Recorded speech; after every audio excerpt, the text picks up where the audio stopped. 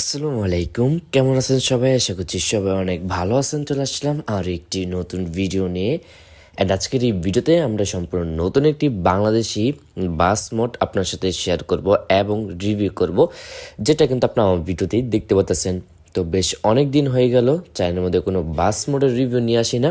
তো ফাইনালি আজকের এই ভিডিওতে আপনার জন্য সম্পূর্ণ নতুন একটি বাংলাদেশি হেনেকে 1 একটি বাস মোড আপনার সাথে রিভিউ করতে চলে আসলাম। আশা করতেছি আজকের এই বাস মোডটি আপনাদের অনেক বেশি ভালো লাগবে, এবং যা নাকি শ্যামলী পরিবহন এবং ঢাকা এক্সপ্রেসের বাস মোডগুলো পছন্দ হয়ে থাকেন তার জন্য এই বাস মোডটি হবে বেস্ট। তো বাস মোডটি মূলত একটি ঢাকা এক্সপ্রেসের বাস মোড, বাট এইখানে আমি শ্যামলী পরিবহনের বাস স্ক্রিন সেট করেছি, যেহেতু আপনাদের অনেকেরই কিন্তু সুপরিচিত শ্যামলী পরিবহন আপনারা অনেকেই চিনেন।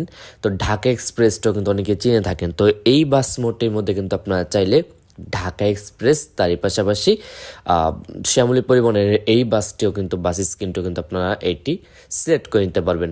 তো আমি এখানে শ্যামলীর এই বাস স্ক্রিনটি সেট করে নিয়েছি। তো সবার ফার্স্টে আপনাদের কিন্তু বাস মোডের আউটলুকটা আমি যতটুকু সম্ভব হয়েছে আমি দেখিয়ে দিছি। আহামরি তেমন কিছু না, আপনারা একটু যখন ডাউন করবেন তখন দেখে নেবেন যদি আপনার বাইরের সাইড দেখার ইচ্ছে হয়।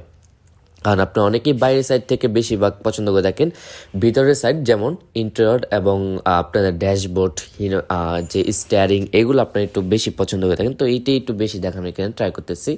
তো বাস মোডটির মধ্যে 2টি অ্যানিমেশন আপনারা পেয়ে যাবেন। তো ফার্স্ট অ্যানিমেশনের কাজ হলো এইখানে যে স্পয়লারটা আছে বাসের উপরে, সেটা আপনারা আপ ডাউন করতে পারবেন। 2 নম্বরের অ্যানিমেশনের কাজটা কি আমি এখন সেটি ধরতে পারিনি, যদি আপনাকে জেনে থাকেন অবশ্যই সেটি আমাদের কমেন্ট করে জানিয়ে দিবেন। তো এই বাস মোডটি কোন দিক দিয়ে বেস্ট, যদি আপনাকে কেউ জিজ্ঞেস করেন যে ভাই আলামিন ভাই এই বাস মোডটি আমরা কোন দিক দিয়ে বেস্ট বলবো বা আপনি কোন দিক দিয়ে বেস্ট বলবেন, তাহলে আমি বলবো এই বাস মোডটি বেস্ট হলো ব্রেকিংয়ের দিক দিয়ে, তারই পাশাপাশি এর কারেন্ট পিক আপের দিক দিয়ে। কারণ এইখানে যে পরিমাণের ব্রেকিং সিস্টেমটা ইউজ করা হয়েছে, আপনি যদি 200+ স্পিডও ড্রাইভিং করেন বাস মোডটি, ও বড় রাখা ভালো বাস মোডটির মধ্যে 200+ স্পিডে কিন্তু আপনার ড্রাইভিং করতে পারবেন, এবং 200+ উপরে কিন্তু আপনি এটাতে স্পিড তুলতে পারবেন। তো যেটা বলতেছিলাম, আপনার যদি এখানে 200-র উপরেও স্পিড তুলেন, অনায়াসে আপনারা বাসের স্পিডটাকে কমিয়ে ফেলতে পারবেন এর হাইড্রোলিক ব্রেকিং সিস্টেমের মাধ্যমে। কারণ ব্রেকিং সিস্টেমটা অনেক বেশি হার্ড ছিল এবং অনেক বেশি ভালো ছিল, এবং এটার পিক আপ কোয়ালিটি অনেক বেশি সুন্দর ছিল। এটা জাস্ট অস্থির লেভেলের, মানে খুবই ফাস্ট এটা স্পিডটা উপরে উঠে বা এটা বাড়ে স্পিডটা। তো আপনার যদি একটু কারেন্ট পিক আপ বা একটু ফাস্ট পিক আপের বাস মোড খুঁজে থাকেন, তাহলে আমি বলবো এটি আপনার জন্য একদম বেস্ট একটি চয়েস হতে পারে। তো বাস মোডটিতে এমনি ব্রেকিং এবং স্পিড সব দিক দিয়ে ভালো লাগছে, কন্ট্রোলিং দিক দিয়েও ভালো, বাট স্টিয়ারিংটা ঘোরালে দেখতে পারবেন একটু স্মুথনেস পাইতেছিলাম না তেমন একটি। তারপর আমার এটাকে তেমন কোনো সমস্যা নাই, আপনার কন্ট্রোলিং দিক দিয়েও বাস মোডটি কন্ট্রোল করে অনেক বেশি মজা পাবেন। তো এই বাস মোডের লিঙ্কটি আপনার আমার ভিডিও ডেসক্রিপশন বক্সের মধ্যে একটা ভিডিও লিঙ্ক পাবেন। ওই ভিডিও ডেসক্রিপশন বক্সের মধ্যে গেলে আপনি এই বাস মোডটি পেয়ে যাবেন, সেখানে আপনি এই বাস মোডটিকে ডাউনলোড করে নেবেন।